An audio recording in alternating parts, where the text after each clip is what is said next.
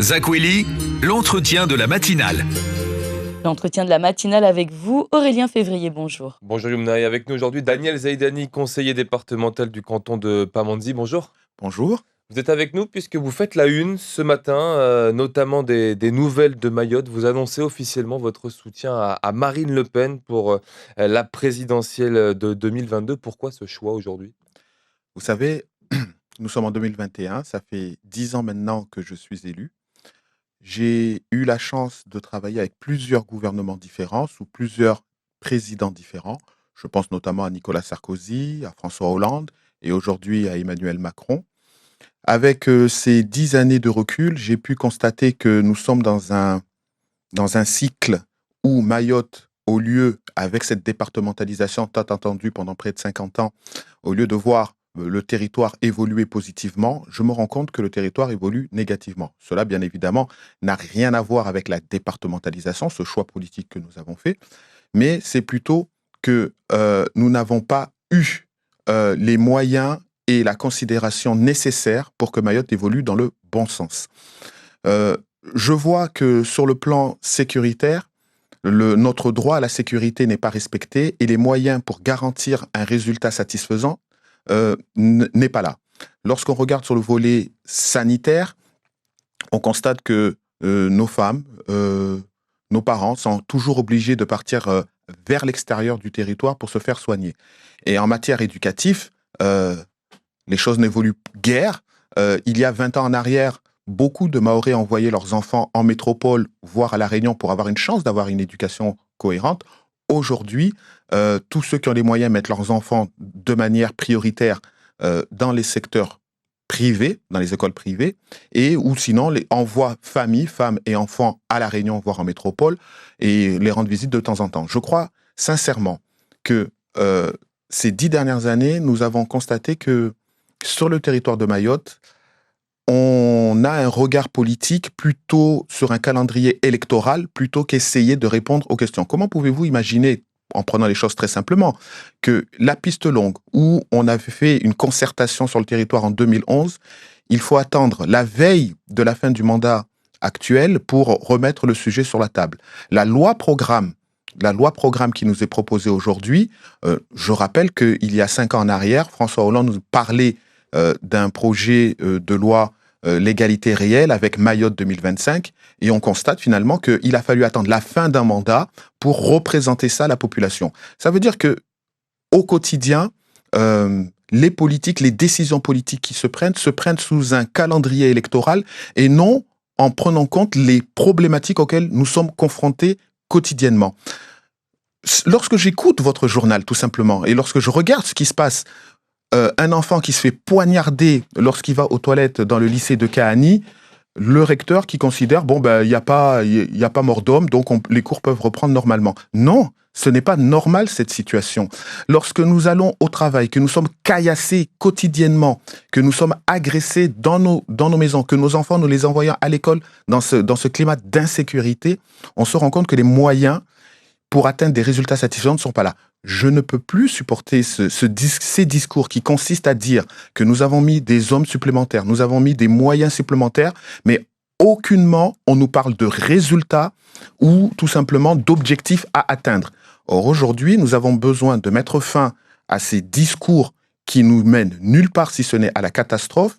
Nous avons besoin d'une décision forte à la tête de l'État pour arrêter cette hémorragie qui consiste tout simplement à long terme à faire fuir de Mayotte toutes les énergies positives qui pourront construire le Mayotte de demain et qui consiste à faire en sorte que les familles mahoraises quittent ce territoire petit à petit parce qu'ils ne se retrouvent plus à aucun niveau. Vous parliez là de ce qui fait l'actu aujourd'hui, ce jeune lycéen poignardé à Kahani. Il y a 10 ans, c'était pareil. Un jeune avait été poignardé au lycée Bamana. On était mort. Vous étiez président du conseil départemental à l'époque. C'est Flash Info qui le rappelle aujourd'hui dans sa rubrique il y a 10 ans. C'est les mêmes mots finalement, 10 ans après. Marine Le Pen, c'est sa 3e candidature à la présidentielle. Pourquoi la choisir maintenant ? Pourquoi ne pas l'avoir fait avant ?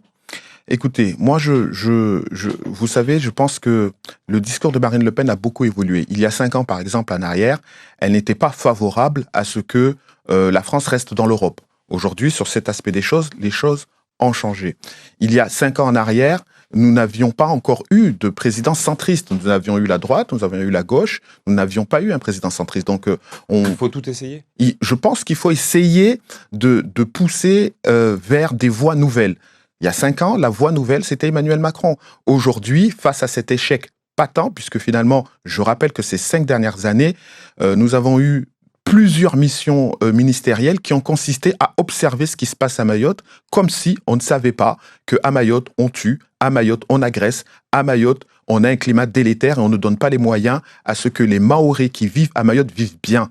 Donc, je fais partie d'une génération qui a fait le choix il y a 20 ans de revenir sur le territoire de Mayotte, de participer à son développement et à son essor. Mais si derrière, nous ne sommes pas accompagnés par les institutions, nous n'y arriverons pas. Et c'est ce qui se passe actuellement. On ne peut pas se satisfaire des discours qui consistent à dire que tout va bien, alors qu'en réalité, rien ne va. Vous savez, je sais que ce n'est pas facile de prendre ce type de position politique, mais elle est nécessaire. Je ne le fais pas pour moi, je le fais pour Mayotte, parce que nous allons à la catastrophe. Je sais que tout le monde sur le territoire de Mayotte en est parfaitement conscient, mais on ne doit pas, se préoccuper du que dira-t-on, mais on doit se préoccuper de l'avenir de Mayotte. Et l'avenir de Mayotte, si nous voulons que les choses aillent mieux, il faut arrêter avec cette continuité politique qui refuse de prendre les décisions appropriées pour arrêter les choses.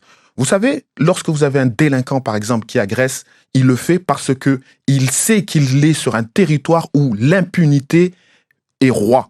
Donc, nous avons besoin d'avoir, oui, une justice efficace et qui n'aura pas peur de condamner une adolescente avec un couteau qui menace un policier. Parce que c'est ça la réalité que nous vivons aujourd'hui. C'est des juges qui n'osent pas aller au-delà de ce qu'ils ne feraient pas en métropole. Mais à Mayotte, la situation est telle qu'il nécessite d'avoir des hommes courageux. Mais pour qu'ils aient ce courage, il faut qu'à la tête du pays, il y ait une personne déterminée à arrêter cette vague.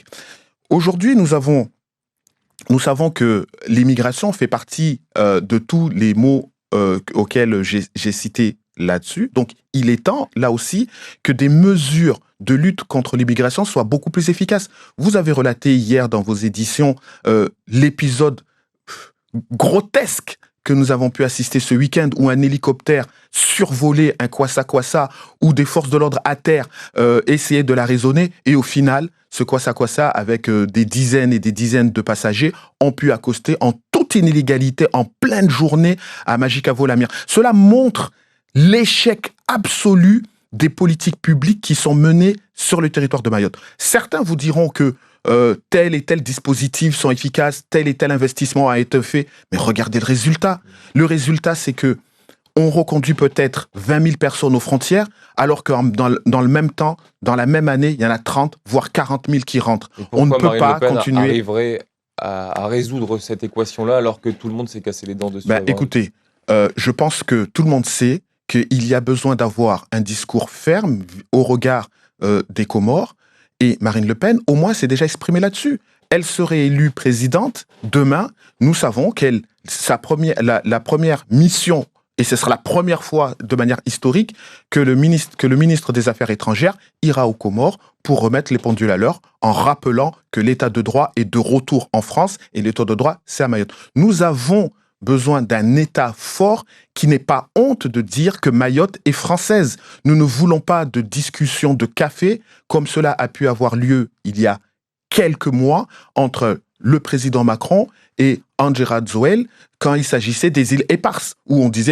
il était dit très clairement que les îles Éparses allaient revenir à Madagascar. Je n'ai pas envie demain d'entendre que le département de Mayotte serait cédé aux Comores sous des pressions quelconques. Si cela est possible avec les îles Éparses, pourquoi il n'irait pas vers Mayotte? Et si les Comores, comme ça a déjà été le cas ici pour Mayotte, refusent d'accepter les personnes qu'on expulsera chez eux, qu'est-ce qu'on fera? On se retrouvera dans la même situation qu'aujourd'hui? Je dis que il y a les expulsions, de toute façon, on les fait. Le problème, c'est pas tant les expulsions. On a 20 000 expulsions c'est pas mal, c'est bien. Mais le problème, c'est qu'il y a encore des entrées. Donc la réalité, c'est qu'il faut arrêter le flux des entrées. Il faut se donner les moyens d'arrêter le flux. Mettre un navire entre Mayotte et les Comores, mais faire en sorte que des patrouilles réelles travaillent. Comment vous pouvez imaginer qu'un samedi après-midi, peut-être parce que c'était le week-end, et alors à ce moment-là, un certain nombre de fonctionnaires ne travaillent pas, mais comment pouvez-vous imaginer qu'un samedi après-midi, un Kwassa rentre dans le lagon de Mayotte et poursuivi pendant plusieurs minutes et à aucun moment, aucun navire a pu l'intercepter. Cela montre tout simplement que les politiques... Voilà. Sur ce week-end-là, il y a eu 105 interpellations et 7 navires interceptés. C'est la raison pour laquelle je veux qu'on mette fin à ce discours de sourds. Ça ne m'intéresse pas les moyens qui sont mis pour arrêter le fluo. Moi, ce qui m'intéresse, c'est les résultats. Est-ce que les moyens actuels permettent d'obtenir des résultats satisfaisants? La réponse est non. Donc, à mon sens, aujourd'hui, il faut arrêter avec cette politique qui consiste à mettre en avant des chiffres plutôt que des résultats. Parce qu'en attendant, c'est les Mahorais et les Mahoraises de ce territoire qui en subissent les conséquences. En attendant, ce sont des investisseurs qui ne viennent plus sur le territoire de Mayotte. En attendant, ce sont des médecins et des fonctionnaires qui font le choix d'aller ailleurs qu'à Mayotte. Et en attendant, c'est notre vie sociétale qui se dégrade. Donc, oui, soutenir un candidat, d'accord, mais soutenons un candidat qui fera évoluer les choses positivement pour Mayotte. Beaucoup ici ont tendance à dire, par exemple, que la droite, à l'époque de la droite, les choses étaient mieux. Mais ai-je besoin de rappeler aux gens que il y a 10 ans en arrière, quand il y a eu la grève sur la vie chère, la réponse de la droite, c'était quand même des bons à 5 euros. Ils ont eu leur chance. Leur réponse a été des bons à 5 euros. Pas plus tard qu'il y a 2 mois, le sénateur Tanou nous a présenté un rapport de lutte contre un rapport sénatorial sur l'immigration et l'insécurité. D'accord? Mais je rappelle, certes, sénateur Tanou, on sait dans quel parti il est, mais je rappelle que cette mission était conduite par un sénateur LR. Donc ce sont potentiellement des réponses à ce qui pourrait être fait si les LR venaient au pouvoir. Sur le droit du sol, le Sénat, il a été dit très clairement dans ce rapport que c'était un échec de se contenter de 3 mois de présence sur le territoire, mais on va le porter à 1 an. Mais soyons sérieux, c'est pas en portant ce dispositif à 1 an que les résultats seront meilleurs. Pour lutter contre la délinquance, on nous dit qu'on va construire un Magicavo dans le sud de l'île avec une brigade spécialisée. Mais le GIGN qui a été amené à Mayotte il y a quelques années, c'est quoi? Qui est mieux placé que le GIGN pour intervenir? Non, il faut arrêter avec des discours qui n'ont aucun sens, qui ne répondent pas à l'immédiateté des faits. L'immédiateté des faits, c'est qu'au moment où je vous parle, il y a des voitures qui se font caillasser au baobab. Quelles sont les mesures pour arrêter cela? Quelles sont les mesures pour éloigner les délinquants du territoire? Aucune. Nous avons besoin de mettre fin au blabla et nous avons besoin donc, et j'ai fait le choix, moi, de me positionner derrière Marine Le Pen parce que c'est la seule personnalité politique qui n'attend pas un calendrier électoral pour défendre Mayotte. On le voit quotidiennement depuis qu'elle est à l'Assemblée nationale. Ça veut dire que vous quittez le MDM pour rejoindre le Rassemblement national, ce choix-là? Mais bien évidemment que non. Je suis un MDM, je suis attaché à défendre mon territoire sur le plan territorial. Je fais le choix de soutenir Marine Le Pen parce que elle a une posture nationaliste. Le MDM, disons-le très clairement, est un parti nationaliste. Ce qui nous intéresse dans le MDM, c'est l'intérêt et la défense des Mahorais dans la France. Et c'est précisément ce que Marine Le Pen aujourd'hui nous propose à Mayotte. Elle n'attend pas, contrairement à la grande majorité des candidats, l'élection présidentielle pour s'exprimer parce que elle a dans son cœur la défense de Mayotte. Maintenant, nous devons... pourrait appeler à voter pour Marine Le Pen dès le premier tour. Qui ça? Le MDM. Ben, ça, il appartient au MDM. Moi, je ne suis qu'un élément du MDM. Je ne suis pas dans le bureau du MDM.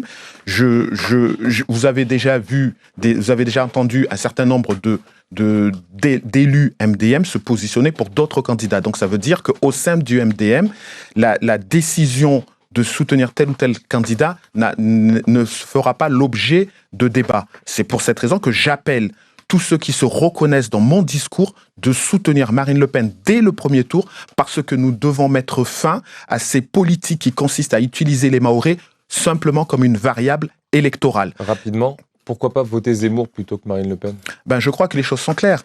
On sait tous d'où vient le Rassemblement national. Ça vient du Front National. Et le Front National aujourd'hui a été scindé en deux.